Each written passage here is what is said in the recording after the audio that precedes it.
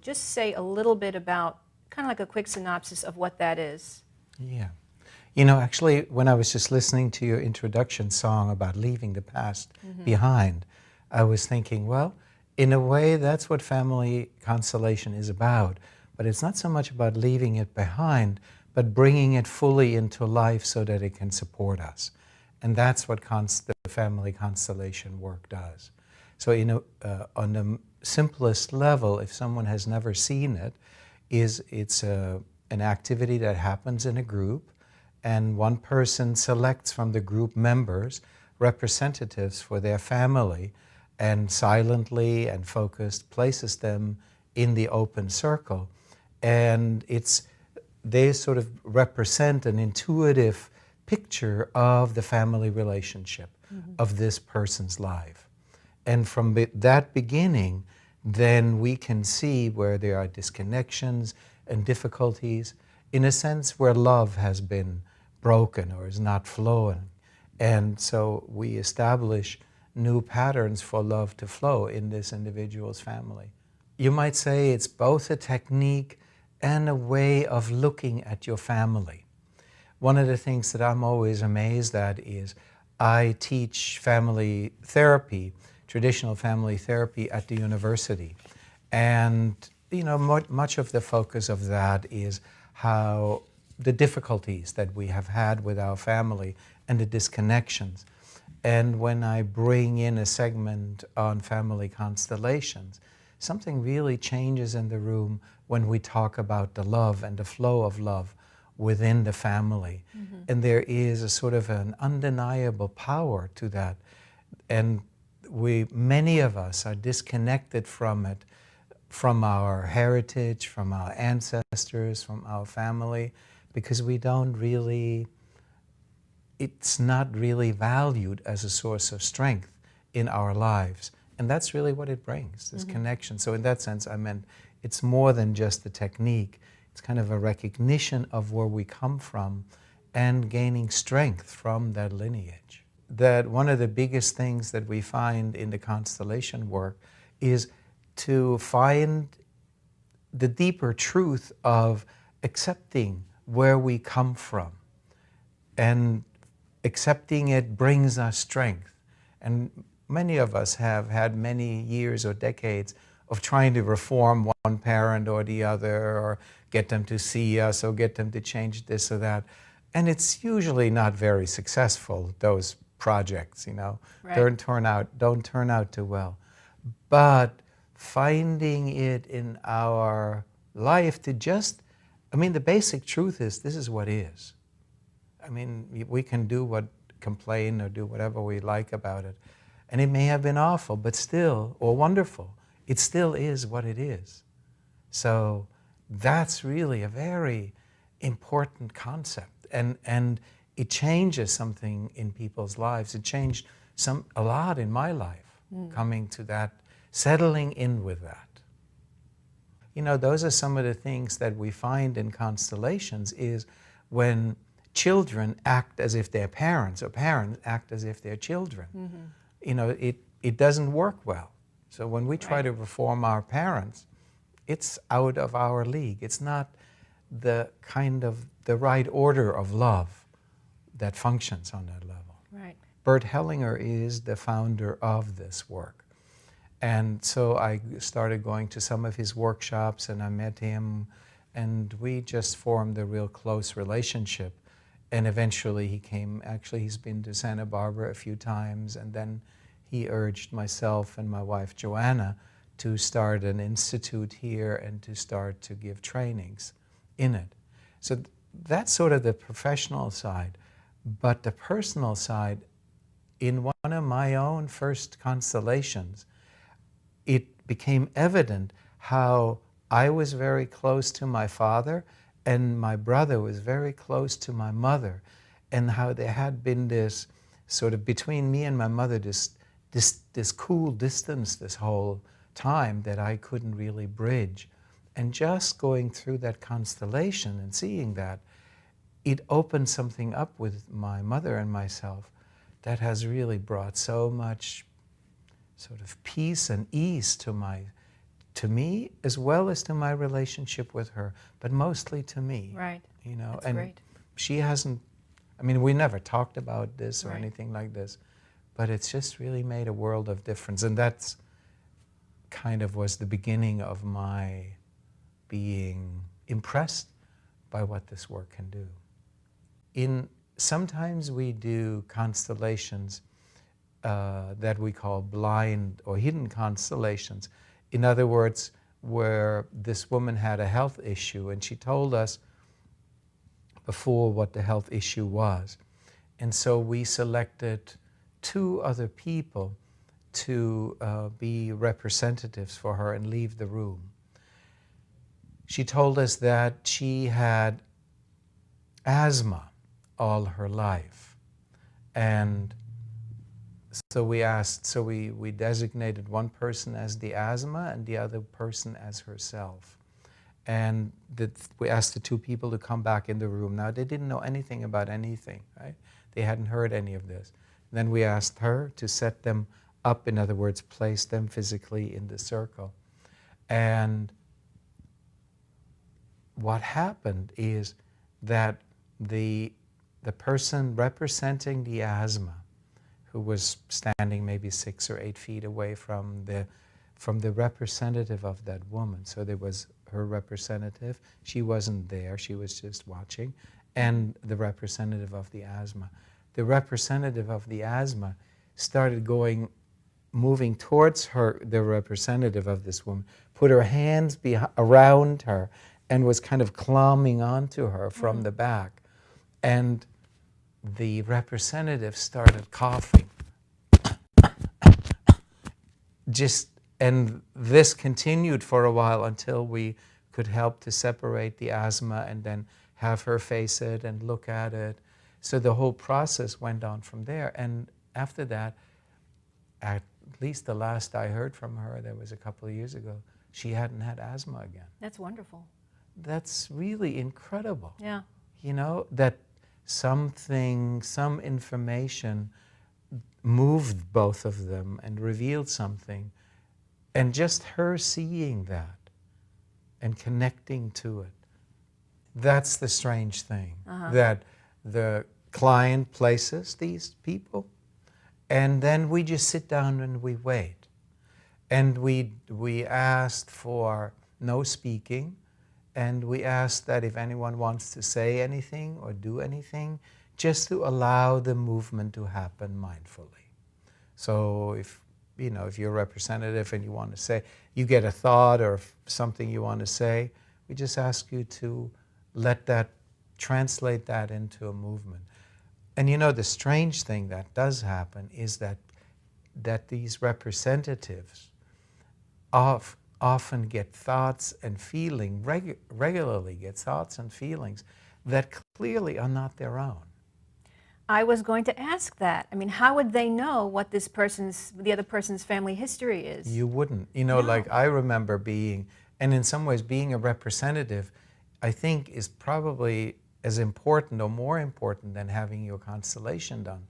I remember being in an early constellation myself, and I was placed as the ex-husband of this particular woman, and there was she and her child and her current husband.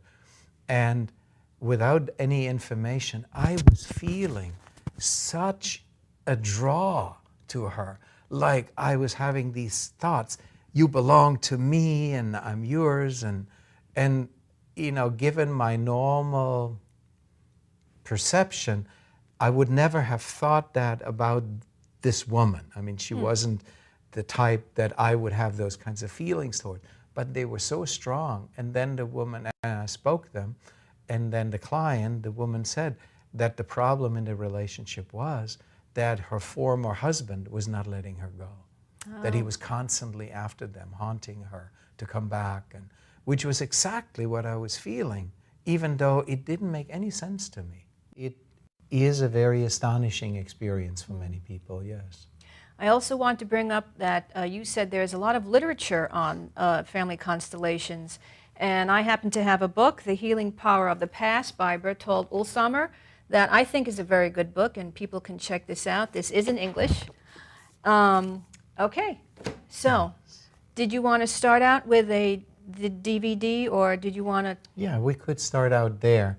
And I think what you'll see when we turn on the DVD, we can see how someone selects members in the workshop setting.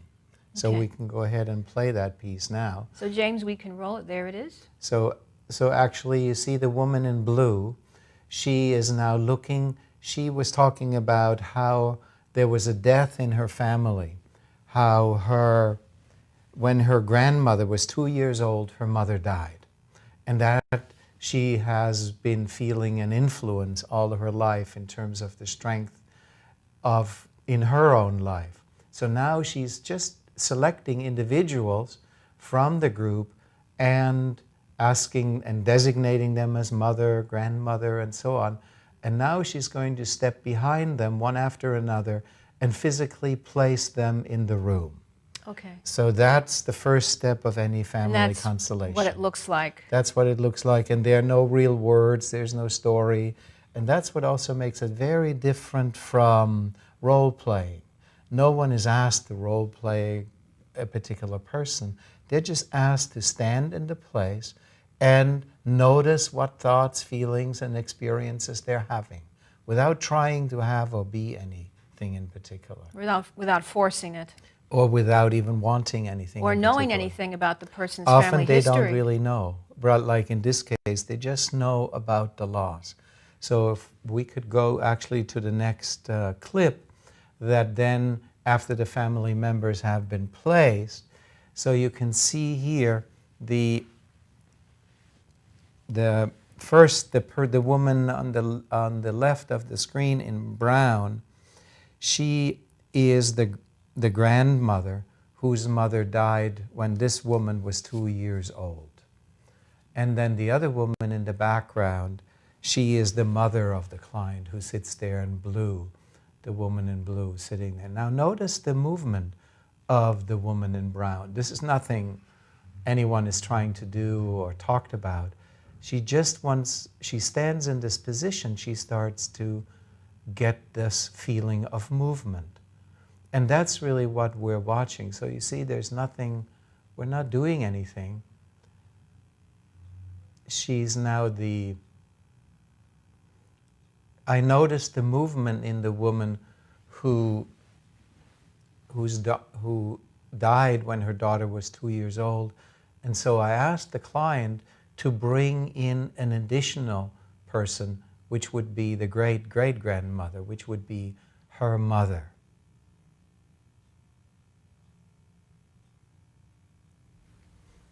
So this would be the great-grandmother in the brown facing her mother. Mm-hmm. And sometimes you do that as a facilitator, when I notice that someone needs the support of someone else in the family. Now notice the movement that is happening in the woman in brown, which is the great-grandmother who died when her daughter was 2 years old. So here's what this is sort of what typically happens. We just allow the movement. Right, because no one is telling her to do that. No one is telling her anything. And what we frequently see, you see the woman representing her mother. It is always amazing to me how emotional this is for many people, even though no one is really saying or doing anything. And what we frequently see is that people who die, that they lie down, they go down to the ground, sort of that they're dead. And we see the woman in red, who is supposedly her mother, Who's representing having her an emotional mother. reaction to Yes, that. is having a very strong emotional reaction. So we could actually stop the video here, but you can see how her mother is reacting, and then the next part of the video we would be seeing is the effect of the children, of the 2-year-old when she grew up, and then of course she also had children. But we can see with her, she completely turned away from the event and says that she doesn't feel anything about it. And so that tells you that probably that's where the disconnect is in the family. So that something stopped flowing from mother to daughter, from mother to daughter. And often we see that when something happens in the female lineage, that it flows through the whole female lineage. Or the same thing could happen with the male lineage, that when it happens in the male... I can hear that the sound is still on. Okay. That's what our viewers may be hearing behind us. Yes, I'm well, hurting so much in my butt and this is about the mother that we lost, who died early, her grief and That's her on pain. there. Oh, there, here we are. So this is her seeing the loss. How are you? And then you see me going around asking the participants, what's going on for you? What are you feeling and thinking? Your left hand. It's almost numb. It's almost numb. So she's reporting how she's almost numb. And we can Do you take know how she died? what they say to help us take the next The step. story is she went for a horseback ride with long, wet hair, and she developed pneumonia afterwards and died shortly thereafter. So we could stop it here and actually go to the next clip. So what you see here working is that both myself and my wife Joanna, we work together on this, that we follow the constellation for a while and then we look for what would be a good solution. So what we're seeing now is essentially the difficulty, the problem, the disconnect that this young woman experiences in her life that has happened so many generations ago. Now, if we go to the next piece, then we can begin to see the solution.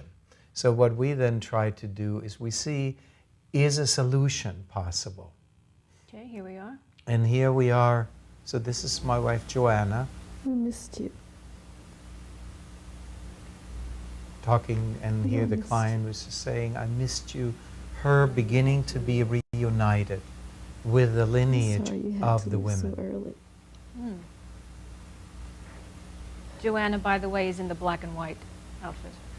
She's the one holding the microphone. Right, okay, there it is. And you still belong here with us, women.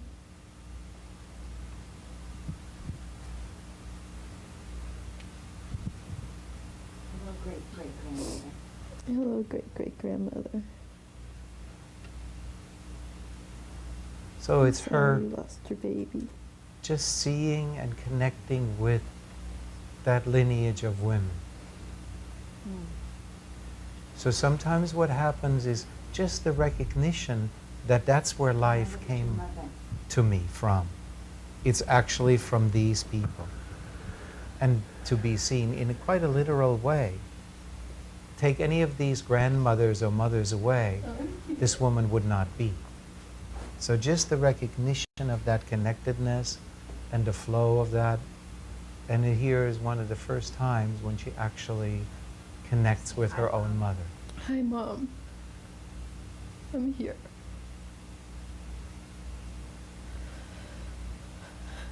And her mother is actually living, correct? Yes, yes. So these are all, of course, all representatives, Right. except for the woman in blue. Now you can see how there is this movement of mother and daughter actually seeing each other Thank you. and recognizing each other. Okay, so we can stop again here, as this will proceed a little longer in terms of the recognition and then the connection between her and her grandmother and her great-grandmother.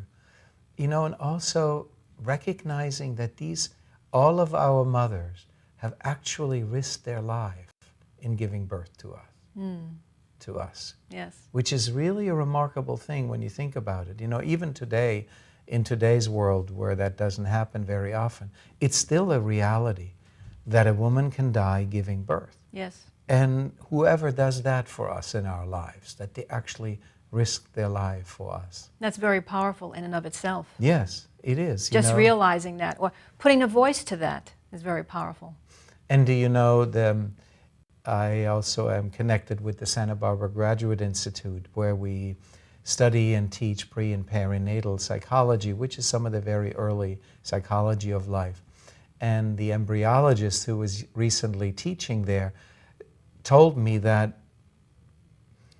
this was really hard for my brain to take, that who I am, the egg that I came from, actually, when my mother was about 4 to 8 weeks old in the belly of my grandmother, what became the eggs that would actually produce me in the end started to form then and there. Oh, really? So that all of us have our source within our quite physically and quite real in the belly of our grandmother during that time when our mother was developing as a fetus, as an infant. How interesting. Which is really stunning, which also makes this connection much more real, you know, that we are connected. So maybe we could, just to finish this There's theme, another clip? Yeah, just watch the last piece of just another 3 minutes, the completion of the last video.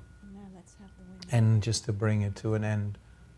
As you can see here, Joanna is helping the connection to continue, and now to line up according to the sequence of their lives, of their age, great-great-grandmother, grandmother, great-grand, you know, so on. So you can see her, the client, the woman in blue, facing her lineage. And actually taking it in. That's where she comes from. Look at her gaining some strength in her legs. You are the right mother for me. You're the right mother for me. Thank you for the life you gave me. Thank you for the life you gave me. And saying, you are the right mother for me. Thank you for the life you gave me. That must It's be the quite greatest powerful. gift I could have ever received. Yes, and that's a very basic truth, really. And look what it does to the representative of the mother, how sweet she looks. I see the risk you took. Thank you.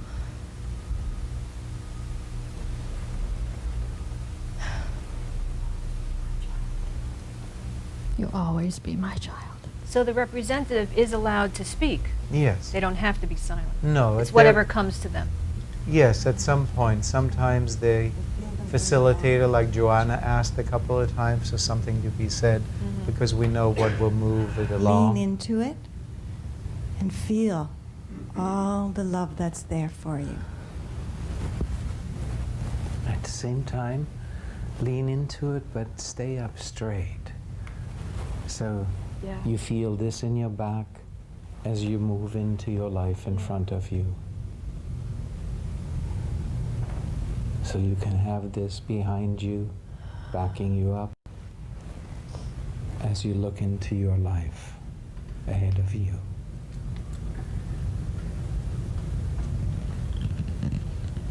So you can see how she takes that in. And wouldn't that be great for all of us? Yes. If we could live our life with the knowledge of the strength and the love behind us and the openness for life. See how it takes, and it usually takes quite a while. So we need to go slow in these situations and just let it settle. This is good, getting used to it, huh? Okay, thank you. Thanks. So it's like she was getting used to something new and different in her body with these women behind her, rather than being cut off and separated. That's wonderful. Seems like a wonderful thing to experience and to take part in. Yes. And you mentioned, of course, someone can take part in a workshop, or they can be a client Yes. without a workshop scenario. Yes. And when it's a client with a therapist, what do they use for the representatives? Yeah, you know, that's actually a really good point. I sometimes see clients like that, but my wife, Joanna, especially specializes in that there is more power in a group, of course. Like you could see here, all these women, and even though they were just representatives, they got a lot from that too. But if it was just you and me, what we can do For example, we use colored fields, sort of like pieces of plastic or paper, and we put them on the ground. So you would place them in the space. And sometimes I could, or the therapist could ask you to step on them without even knowing what it is. So, for example, you could say, you know, we want to have representative of my mother, father, and my brother.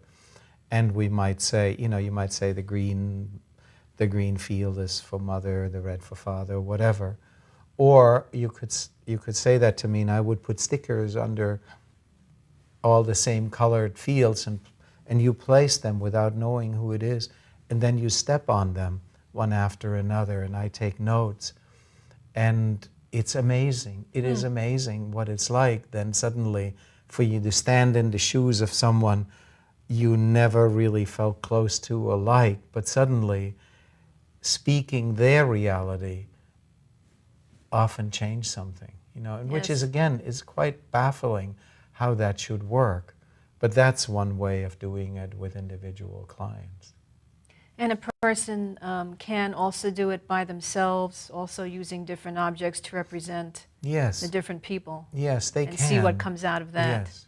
But you know, probably even more so, what's probably most beneficial, I can just speak for myself personally, what's been most beneficial for me is to create more and more openness for the love and acceptance and the strength that is actually in my lineage, to begin to feel some of it behind me, and also just accept that if my mother or my father would have been any different at all, however wonderful or unwonderful they were, I would not be who I am. Right. And that would be a really weird thing, because who knows who I might be. Right. You know, so this is all right. And I have to remember that, in a sense, they have given me the greatest gift ever by just giving me life, even if they didn't give me anything else. And usually our complaints come about everything else that we wanted. You know, we wanted parents that are rich and beautiful and kind and good looking, and you know, it's like very unreasonable in a way when they've given us the biggest thing we could get is life. Yeah. You know, so just kind of settling in with those ideas, those truth really, they're really basic truth. Yeah. They can bring so much. Yeah. And if we have an issue with our mother and we get that basic truth, that can open the door to more healing as well. Yes. Just yes, that it simple certainly truth, can. and taking it in, as you said on the video. Yeah, yeah. I want to ask you, you had mentioned once to me that you also work with organizations and corporations with this kind of work. Yes. Explain that to me. I'm fascinated by that part. Yeah. How does that work? You know, in the years that Family Constellation has developed, now there are many different applications, like with families or individuals or groups or organizations. Well, organizations in some ways also are somewhat like a family. Yes, they are. That there's a head of the organization, which is sort of like mother, father, that there's seniority, that different people, just like there's seniority among siblings, there are different roles, that, you know, so it's a different, the focus is a bit different because it has to do with getting a business to function properly, and the flow of love is not the primary issue, but it's the success of this business is the primary issue. But many businesses are family businesses, and it frequently goes. Whenever you work with an organization, it frequently goes back to their families in the end anyway, you know, which is remarkable. So yeah, it's basically knowing the different orders that make something work well. I see. In that sense, it's the same as working with families, just that the orders are different. Right. So is there anything you would recommend our viewers if they are interested in family constellations? How would they get started in exploring this? Well, there are a number of ways. I mean, for one thing, the obvious thing is to go to a workshop or a training by anyone, any kind of workshop or seminar, and just go there as an observer. go there as not necessarily to have your constellation done, but just to expose yourself to what really happens. And if you can be a representative, if you're chosen as a representative a few times, that's usually the most impressive, because that'll show you when you're watching it, just like even watching it here on TV, people say, yes, they're not role-playing and all that, but it doesn't really sink in until you feel it in your own body.